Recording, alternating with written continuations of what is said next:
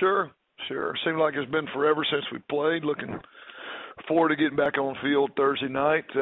Obviously not where we expected to see ourselves at this point in the season with two losses in conference play, but it is what it is, and it's, for us, we got to regroup and just keep moving forward, finding a way to scrap and claw and find a way to win our division. So we had 3 really good days of practice. I think our kids have responded to the adversity as well as can be expected. We got a group of guys that believe in what we're doing and believe in each other, and really aren't panicked, just a little frustrated and also driven to to find a way to get better and play play better ball. So we look forward to Thursday night. I think it'd be still again a great opportunity for the league.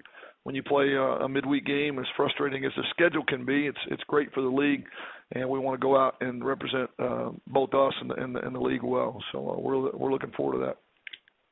Thank you, Coach. Our first questions come from Luke Matheson with Red Wolf Report. Luke, please go ahead. Hey, Coach. I know there's a couple of guys that are out for the season, but any of the other guys, Kendrick specifically, will he be available? Are there any other guys that will be coming back this week?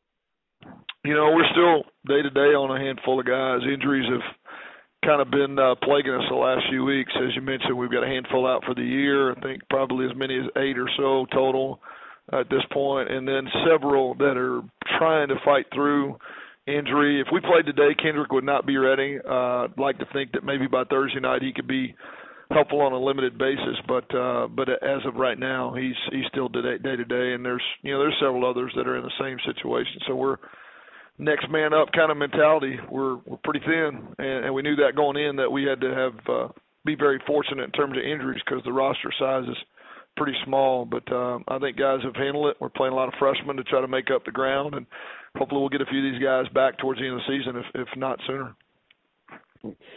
What are the challenges Georgia State's going to present to you guys on both sides of the football? Well, I think, you kind of start offensively. He starts with an athletic quarterback that can move the chains with his feet. I mean, he's their leading rusher and hard to bring down, and they give you so many different looks. They're really you never know how they're going to line down. A lot of condensed formations, a lot of unbalanced, a lot of different motions and looks, all of that too, and you better make sure that you got the quarterback accounted for. Defensively, I think it's speed and just activity. I mean, they run around really, really well. I think they don't have to go far to find speed. They're in Atlanta, and it shows up on defense as much as anything. And I know you moved Nathan in practice the other day, the offensive side of the football. You expect him to see any playing time on that side of the ball this week?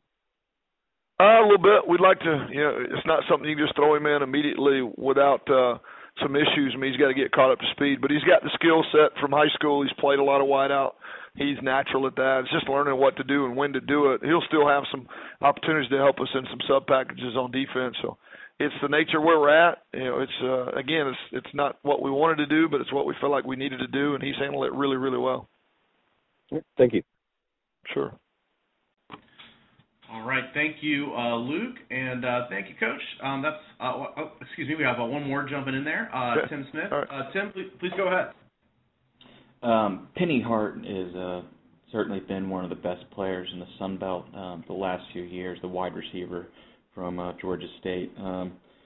He's been real active this year as well. Any thoughts on what Hart has been able to do the last few years as well as this year?